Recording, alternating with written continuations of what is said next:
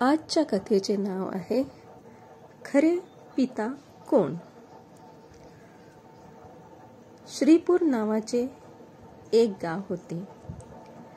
तिथे एक साधारण कुटुंब राहत होतं. त्यांच्याकडे जास्त पैसे नव्हते.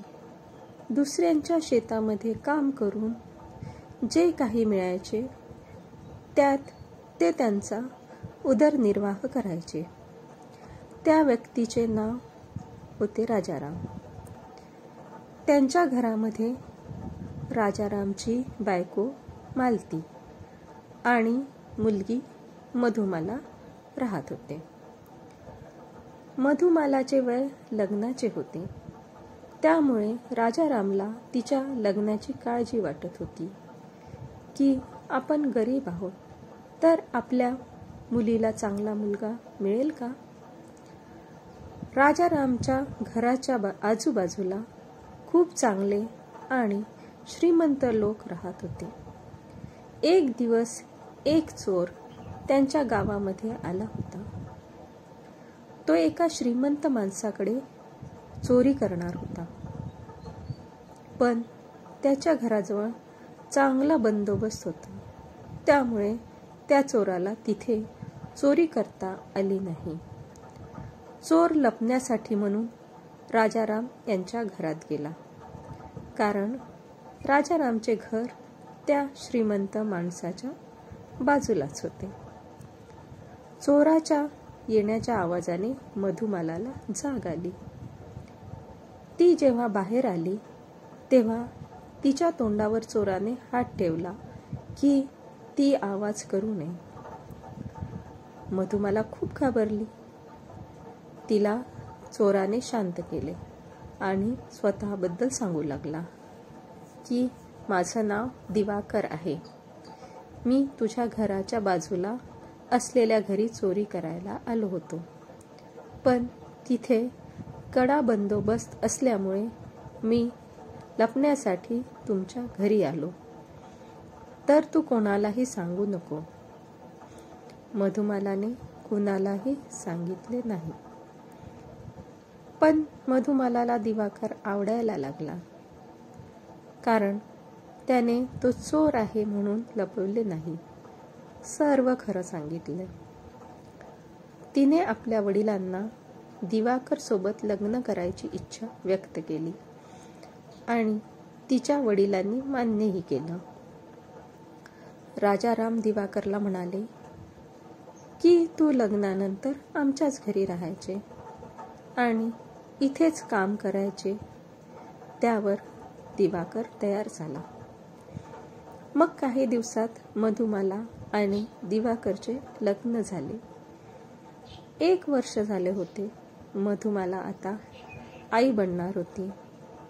त्यामुळे राजाराम, मालती आणि दिवाकर सर्व आनंदी होते. मधुमालाने छान गोंडस मुलाला जन्म दिला.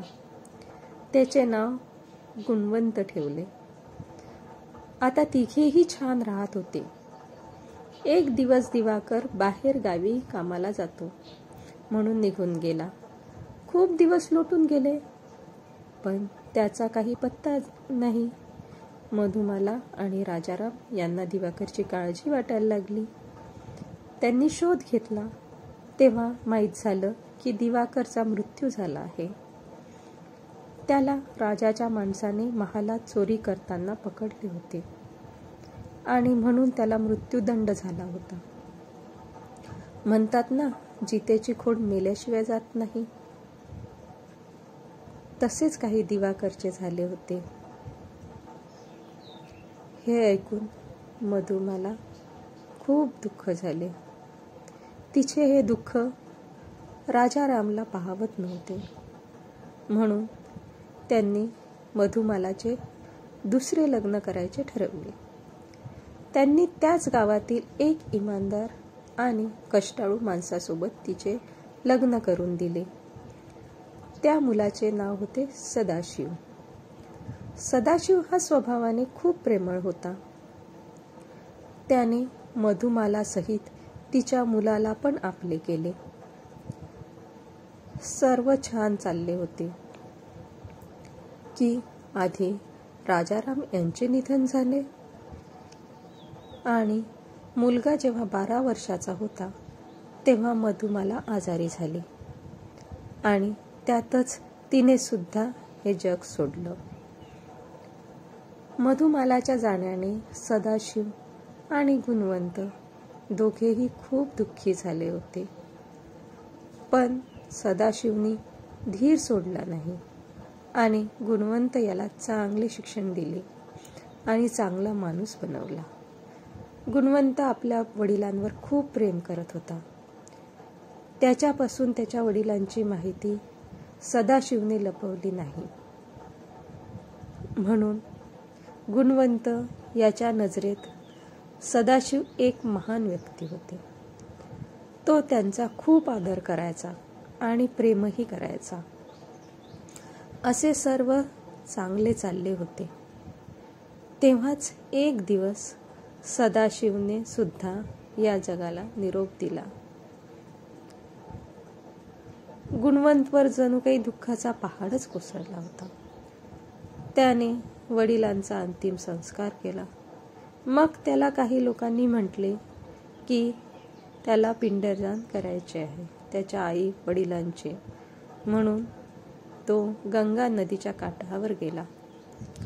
जेव्हा पिंडदान करणार होता त्याच्या पुढे 2 हात आले. एक होता सदाशिवचा आणि दुसरा होता दिवाकरचा. आता गुणवंत याच्या समोर प्रश्न पडला की पहिले पिंडदान कुणाचे करायचे. एक जन्मदाता तर दुसरे चांगले संस्कार देऊन चांगला माणूस बनविणारे आणि स्वतःच्या मुलासारखे सांभाळून खूप प्रेम देणारे पिता. गुणवंतने थोडा विचार केला आणि सदाशिवचे पिंडदान आधी केले. तेव्हा पंडितनी गुणवंतला विचारले की तू आपल्या सख्या वडिलांचे पिंडदान आधी का नाही केले. तेव्हा गुणवंतनी सांगितले की दिवाकर फक्त माझ्या जन्माला कारण मात्र होता, पण माझे वडील सदाशिव यांनी मला वाढवले, खूप प्रेम दिले आणि चांगले संस्कार दिले. मग माझे खरे वडील कोण. सदाशिवच माझे खरे पिता आहेत. धन्यवाद.